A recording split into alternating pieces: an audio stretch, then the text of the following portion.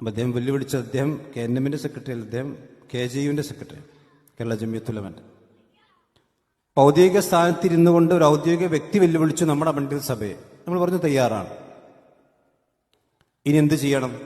പണ്ഡിത സഭകൾ തമ്മിൽ ഔദ്യോഗികമായി ചർച്ചകൾ നടക്കണം. വൈജ്ഞാനിക ചർച്ചയാണ്. അവർ വെല്ലുവിളിച്ചു.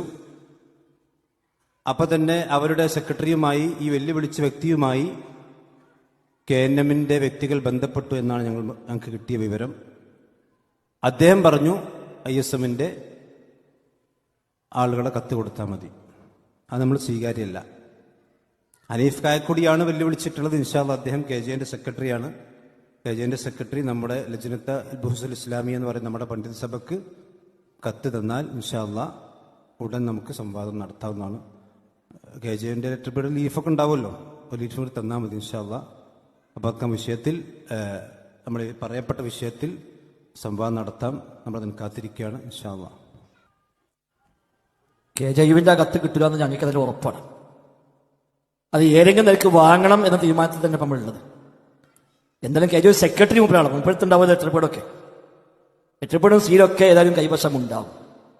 പല KNM-കാരും മാറി മാറി മാറി അദ്ദേഹത്തെ വിളിച്ചിട്ടുണ്ട്. നമുക്ക് എന്താ കത്ത് കൊടുത്തുകൂടെ ചോദിച്ചു. അപ്പൊ തൽക്കാലം ISM-ന്റെ കത്ത് മതിയെന്ന് പറഞ്ഞത്. നമ്മൾ വിചാരിച്ച ISM ഒരിക്കലും KJU-ന്റെ മേലെ പോകാൻ പറ്റില്ലല്ലോ. മരത്തിനേക്കാളും വലിയ കൊമ്പുണ്ടെങ്കിൽ അത് വലിയ ഭീഷണിയും മാറും. അവിടെ KJU സെക്രട്ടറി വെല്ലുവിളിച്ചു. നമ്മുടെ പണ്ഡിത സഭയെയാണ് വെല്ലുവിളിച്ചത്, ഇനി വ്യക്തികൾ തമ്മിലല്ല. അത് തന്നെയാണ് കാലങ്ങളെ നമ്മൾ കാത്തത്. മറ്റു പലരും പലയിടത്തൊക്കെ ഇങ്ങനെ സോഷ്യൽ മീഡിയ വെല്ലുവിളിച്ചപ്പോഴും അന്ന് മൗനം പാലിച്ചത് അത് ഔദ്യോഗികമായി വരട്ടെ എന്ന് വയ്ക്കണം. അപ്പൊ അത് ഔദ്യോഗികമായി വന്നു. ഞാൻ രേഖ കൊടുത്തയച്ചാൽ മതി.